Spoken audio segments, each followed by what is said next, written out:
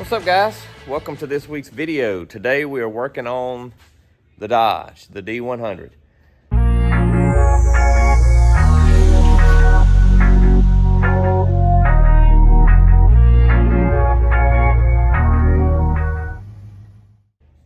Full disclosure, my phone went haywire a few weeks ago and my camera stopped working. I couldn't take pictures, I couldn't do video, my flashlight, everything just quit on the phone. So new phone now, and long story short, there was a lot of video that we kind of lost. And so you're gonna see the truck now and it's gonna look completely different. And I'll kind of catch you up to speed, in other words, and we're gonna talk about what we're gonna be doing in this week's video. So here it is.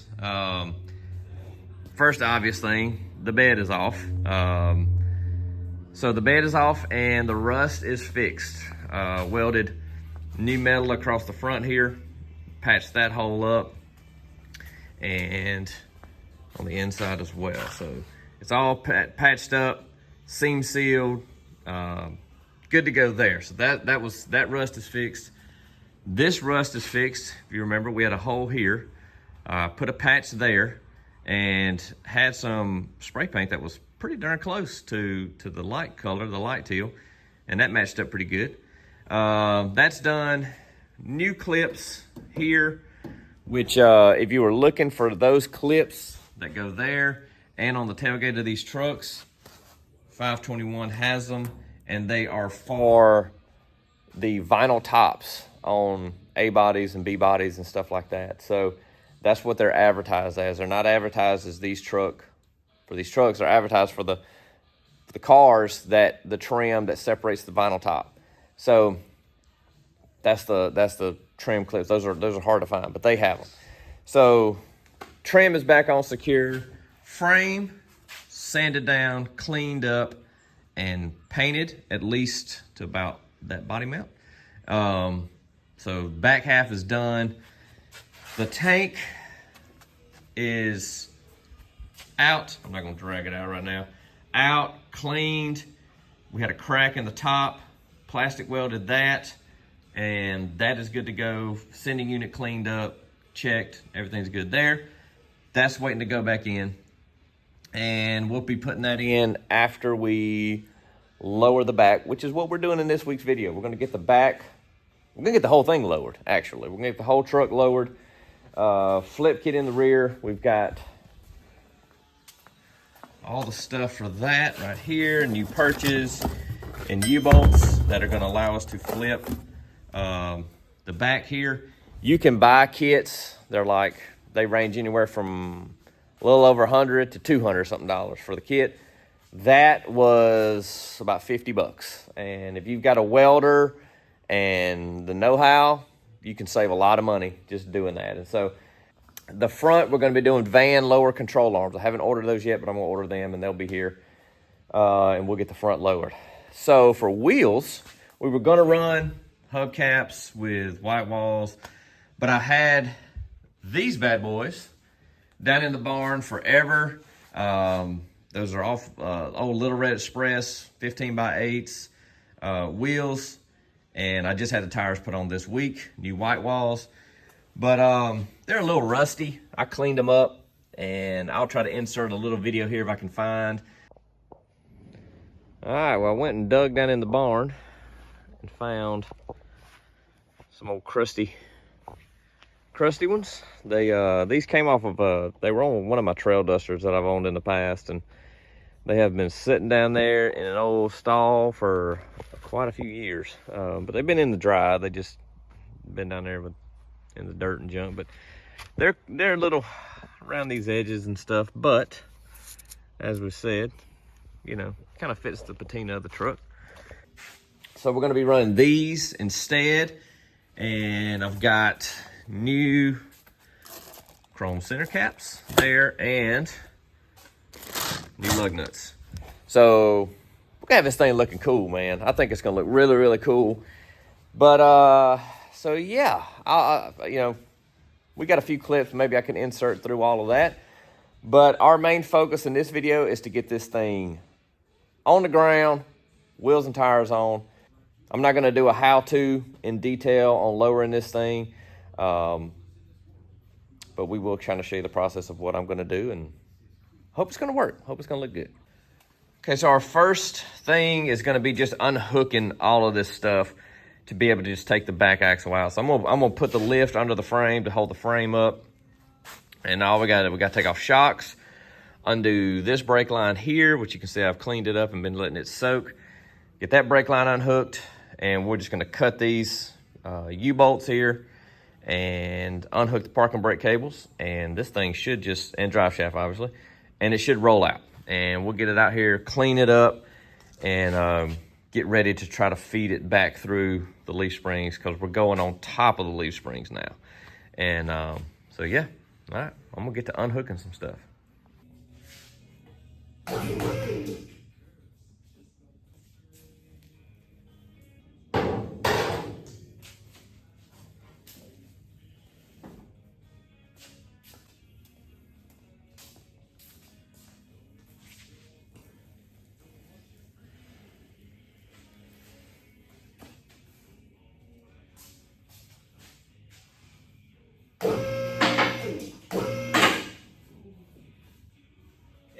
Higher than that.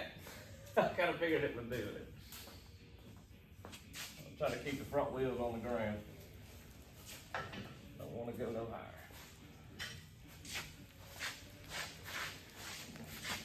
All right.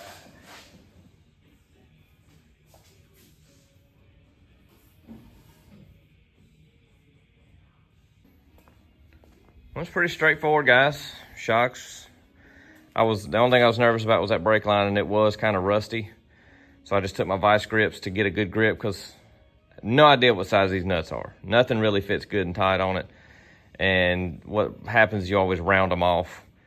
So I've had it cleaned and lubed for a while, just letting it soak. So I just put my vice grips on it and just kind of slowly until it clicked loose. And then I took them off immediately and just used a wrench to get the rest of it off, so I don't eat the hex head up on that. But parking brake, I just unhooked it underneath there on that adjuster, and yeah, rest is pretty much history. Pretty straightforward from here. But so now we are just gonna kind of clean this up, and really and truly I need to find some help. I need somebody to come help me, because I'm gonna pull the drum off of this side just for some weight savings, and then we just kind of feed it through. I'm gonna let this all down a little bit more. It's on a lock right now, but let this down a little bit more, and we'll just fish it through and start flipping it. So anyway, well guys, I didn't film painting the frame, but this is what I'm using. It's right here. It is fantastic paint. I did termite whole frame with it, and man, when it dries, this is the satin finish. It is a shell. I mean, it is super durable, and no primer. You just brush it on, or however you want to do it. I like brushing just with these little chip brushes. But when I painted the other day, I forgot to do these, so I'm gonna paint them and back behind there and get that all done. The springs, I'm probably just gonna sand them down and oil them and leave them kind of the brown color. That's what I did on the Super Bee, because that's original. And I don't know, I kind of like the way, I like contrast. I like not just everything being black. I like some blacks, grays, different colors in there. It kind of makes things look a little more detailed, but just me being weird. But anyway, so that's what I'm gonna do on the springs, I think. Just sand them down, oil them, and let them be that kind of dark rusty, kind of aged brown. But everything else be neat and black. I mean, who cares?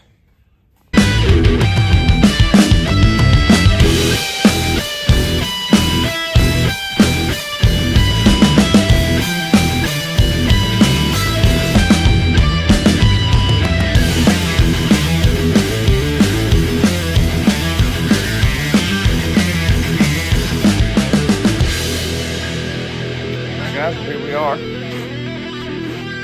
Well, not the best, but they're strong. They'll hold.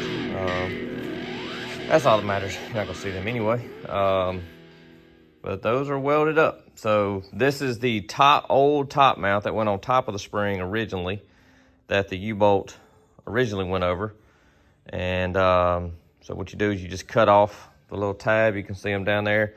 Cut off the little side tab here and kind of measure them, center them up is what I did, just to kind of get a rough center. There's a lot of play on that pin and that hole, so it's not exact science, I guess, but once you get them there, welded up good.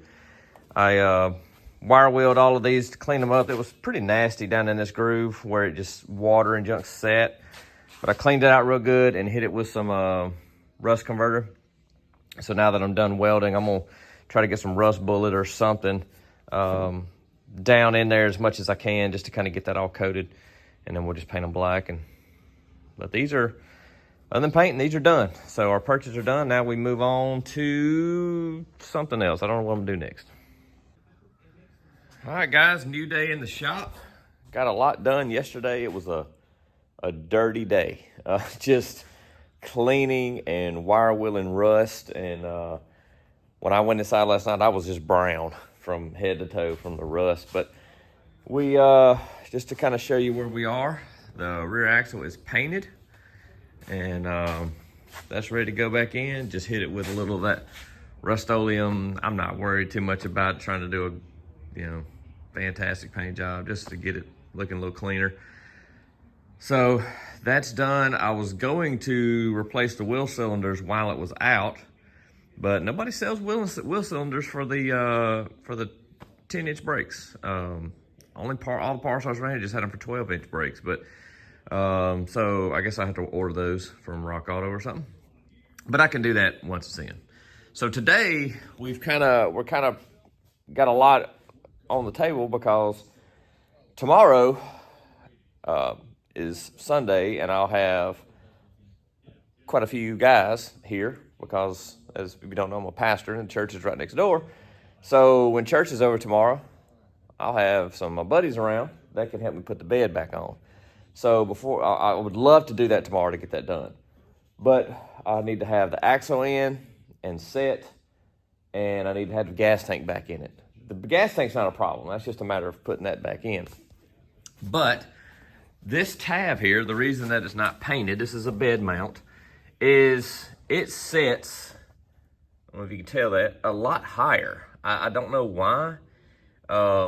It's got a little bit of a kink to it, and I don't know if I can beat that down or what. But anyway, long story short, this one you can see sits a lot more flush, and on the other side it just mounts to the frame. Well, the bed on this side set high. It set a good bit high, probably at least 1/4 of an inch higher than that side. And so with this trim here, it just didn't line up. The other trim was up here.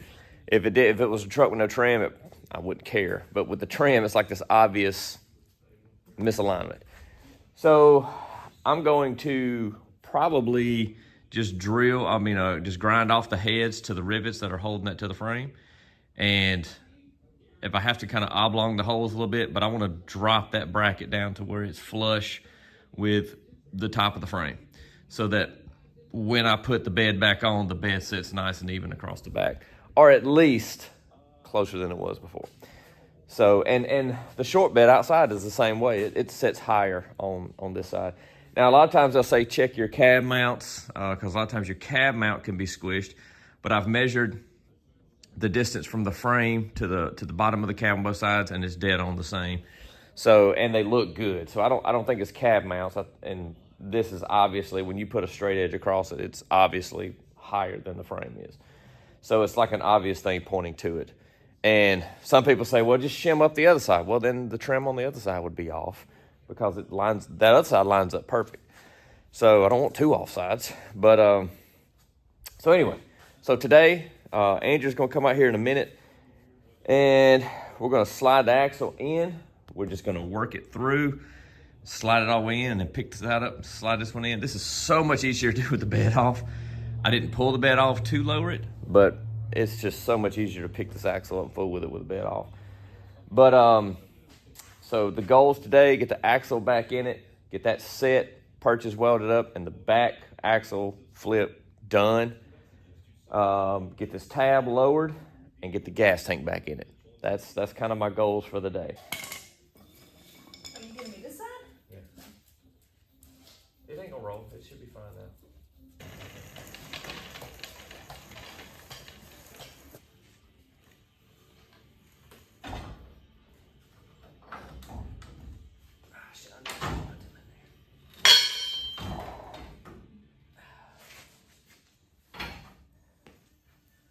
Side up whenever you go up to not scrub.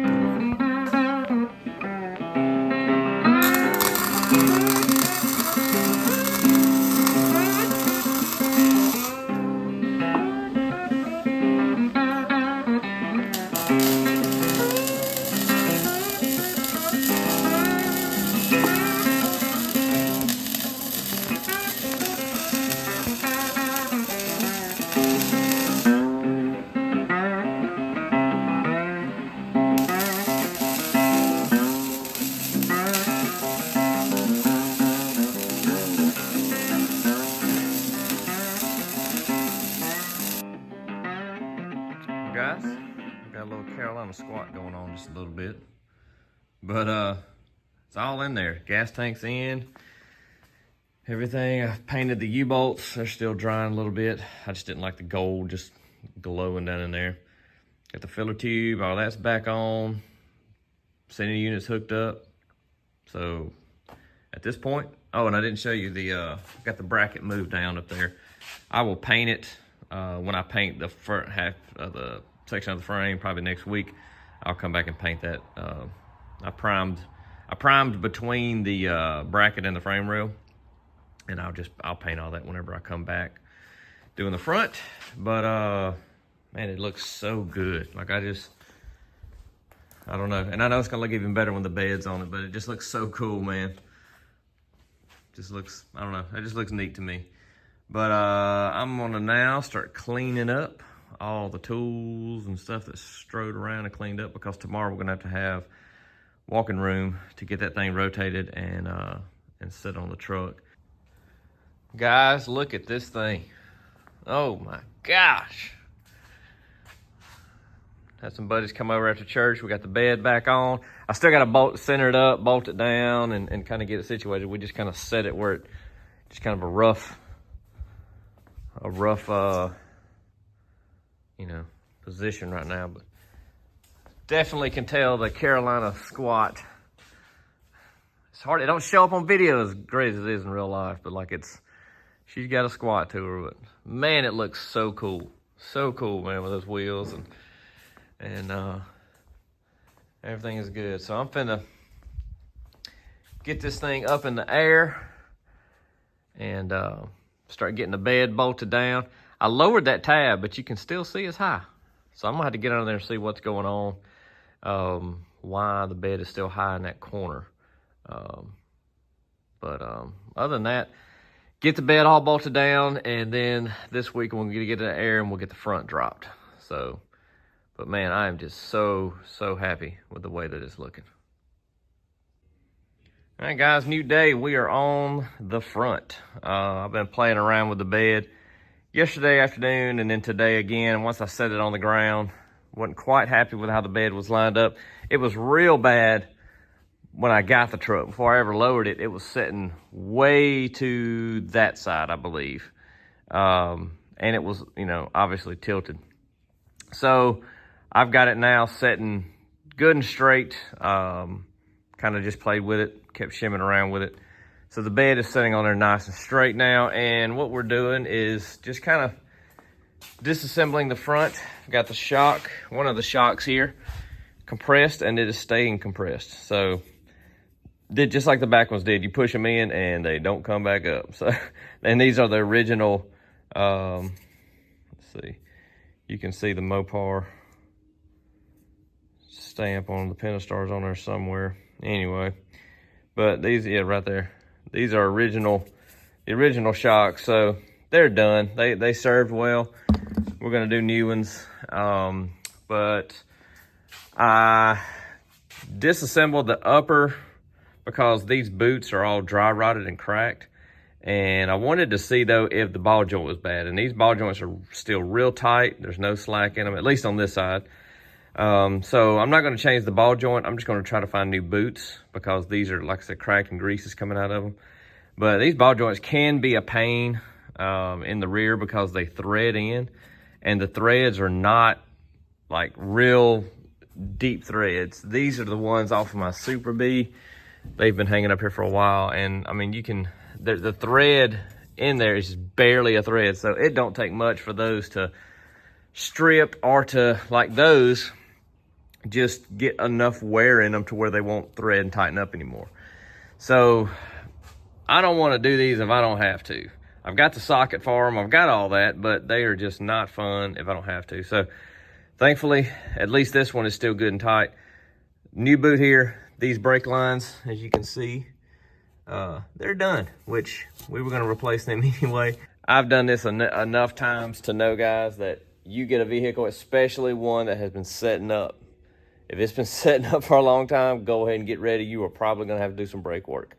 And so I'm fine with it. The parts are not, you know, crazy expensive or anything. So, and it's brakes, you know, you kind of want to stop, but anyway, all my tie rod ends, all that feels good and tight still. Been checking them out. So, and then the lower control arms come with new ball joints down there, so we're good on that. But I'm just kind of letting them hang. I normally wouldn't let it stretch my brake line like that, but I do not care because these are getting replaced anyway. But haven't started on this side yet. But you can see that boot there it's just gone. But so we're gonna get over here now and pull this one apart. And hopefully it's good too. And we just have to throw some boots on it. All right, guys, we've been churning away on the old Dodge. It's raining today, finally, man. We have not had rain in months, and it has just been brutally dry. So it's been a nice day in the shop, but we've got one lower control arm and spindle and brakes and all that stuff, but we got to cut this off. This is your bump stop. You got to slice it across there to get rid of this, because once we lower it, the lower control arm is going to be like right here, you know. So we've also got the frame painted, as you can see, all the way to the back. So the frame is all painted on both sides. I've been just kind of piddling in here today. Fronts are painted. Got little runs going on there, but ain't worried about that. But this side's all done, all the way to the back. So all good on the frame. Well, guys, we got a little package in the mail today. It's gonna be our lower control arms.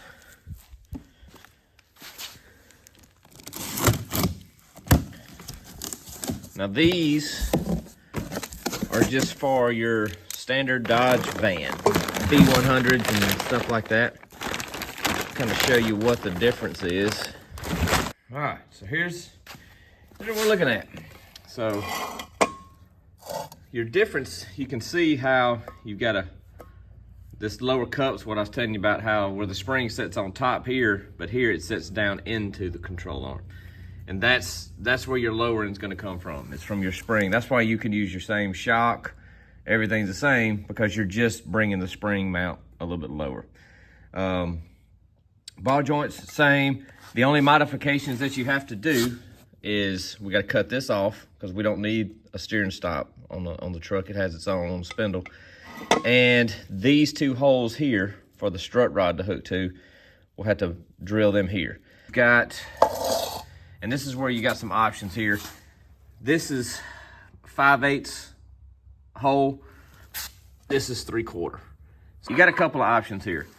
You can what a lot of people do is they just go buy a 3/4 bolt and then drill these holes out here from 5/8 to 3/4. It's not that big of a jump, but you'll just bore these 2 holes out to where it will take a bigger 3/4 bolt. You can do that.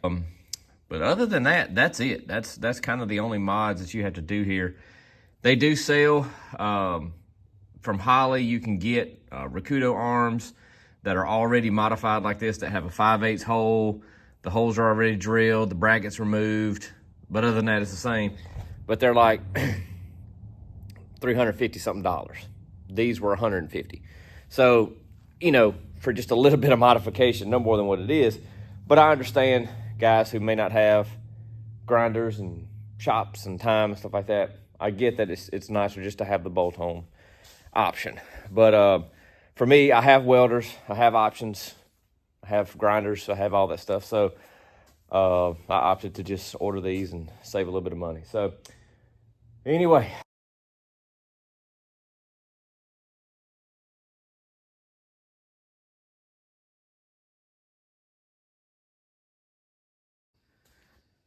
We got thunderstorms on the way, so everybody's crowded in the shop tonight. It's a chance of hail and stuff like that, so I'll turn my indoors, hanging out.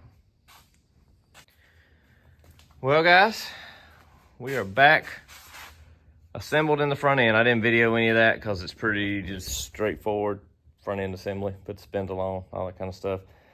The only thing I'm kind of not crazy about was my dust boots for the ball joints. These are the ones that were on there. And the ball joints were fine, but the dust boots obviously were just cooked. So I ordered a few like universal, like different size ones. Nothing was even close. So I ended up, and it was actually not much more, just ordering 2 cheap ball joints and had made an attempt to take just to get the dust boots off of them. And they don't quite slide on there all the way. Apparently, of course, they would cast just a little different. They're on there. They'll do the job, I guess. But I kind of wish those were better. And I know you say, well, just change the ball joints out. Yeah, but that's a gamble with these things because they thread in. And number one, they're not easy to get out. I have a socket, but the socket is for the cars, which is apparently smaller than the trucks. So your only other option is a pipe wrench, and they are crazy tight. And you run the risk of what I've ran into in the past, like I did with the Super Bee. You get them out, and the threads and the control arms are just not great, and they won't. It can lead to a can of worms. So I was like, I really don't want to take those out. They're still tight. They're still good. So anyway, they're on there. They'll do what they're gonna do. Whatever. Now it's time to set it on the ground, man. I'm gonna set the camera up. I've got to set it down. I mean, it's just, that don't probably look as bad on camera. That is just dirt and rust and everything. Tools, it is just absolute chaos up here in the front. So I want to set it down, roll it back here, get it out of the way so I can clean and get a look at it, man. Has no brakes on it, no calipers. The calipers are laying over on the ground. All my brake lines and stuff will be here tomorrow. So tonight, I just want to set it on the ground. It's probably going to end this video. Just, how's it going to look? How's it look? New wheels, new tires, new stance. Let's set it on the ground and see what it looks like.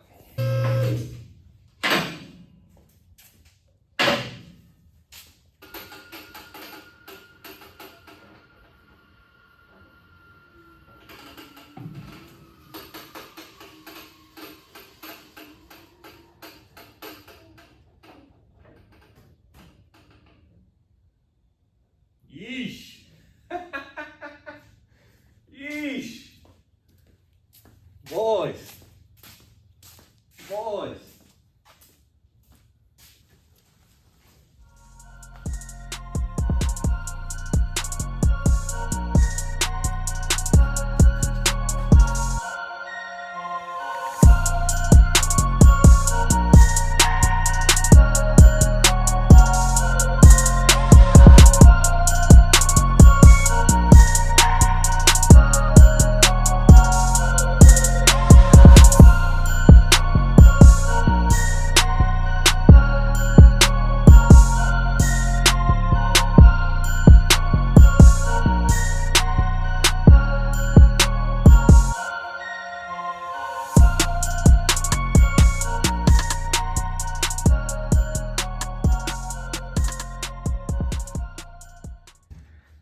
All right, so I just called Andrea to come out and look.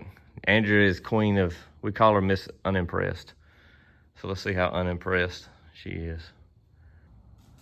Oh my gosh. Oh my god. Oh, look how little. Not little, low. I was gonna say, it's not little. No, it's not little. It's like, same. It's not much taller than the Super B. It's really not much taller than the Super B. Yes, sir. It is dirty. We're gonna wash it and probably do, they call it McGuire's number 7. It's like a single stage paint. It's a glaze is what it is, but it's like a kind of reconditioned single stage paint. So probably gonna do that on it just to kind of get the metallics, because that dark teal here is just got so heavy metallics in it. And I really want to kind of get that stuff popping again. I'm not worried about it looking like, you know, show finish like the Super B or nothing, but just to kind of get the color back enriched. God, it looks so cool. Man, I love it. I love it. So anyway, well guys, that's this week's video. Now I do have center caps and chrome lugs. I have those, and those will be going on. These are just 2 lugs per wheel. I'm just doing this just to see the stance. The brake stuff, the shocks, all that stuff will be coming in tomorrow. So next video, we're gonna be putting brakes on. We're gonna be doing shocks. We're gonna be giving it a tune-up, plugs, wires. I already have that. And probably take this thing for the first test drive. So that's kind of the plan. So that's probably what we'll be doing in the next video, is kind of getting brakes on it and tuning it up, putting gas in it actually from the gas tank. And yeah, man, that right there makes it worth it. Just being able to look at that. Beautiful, beautiful.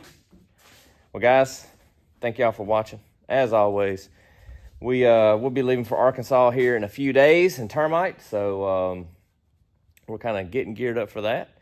And yeah, a little bit different stuff. Hope you're liking the D100 content. It's what we're doing. So anyway, guys, it's gonna wrap it up. We'll see y'all next week. Well, guys, my first impression, I stinking love it. Oh man, I was afraid it might have like the stink bug a little bit higher in the back, but it looks like it's sitting pretty level. Now, granted, we don't have any shocks on it or anything. That is just suspension, no shocks. Which shocks don't really change the height. They're just gonna be there to support. Man, that is just a good level stance right there. That looks so cool. So cool, man. I'm out here waiting on Andrea to come in. She just took termite to Hattiesburg for the first time. That's the first time we've drove termite to Hattiesburg, which is about 25, 30 miles away. It's the furthest away we've driven in one hit, like just there and back, not counting traffic and stuff like that. And it's always, anything that we ever do project-wise, it's always kind of didn't make it to Hattiesburg and back, we're good. If something's going to overheat, it's going to do it between here and there and in traffic and all that kind of stuff. And so it's a nice day. It's about 68 degrees. And she was like, we got to go clothes shopping for the kids. She's like, I'm going to take termite. And I was like, go for it. Because we got to pull that Band-Aid off at some point and make that trip, because if we're going to Arkansas in 2 weeks, it needs to be done. So I'm so proud of her, man. She just jumped in. She's like, I'm taking it. And I was like, all right. So I'm building some stuff at the house, and I was like, y'all take off. And so she trucked out, and she just texted me and said they are getting close. They're close in, and so I'm gonna get a shot of her and the kids coming in. So if she wants to be filmed coming in, that must mean everything went great. Everything's fine. They're having fun. So I think I hear termite coming down the road. So.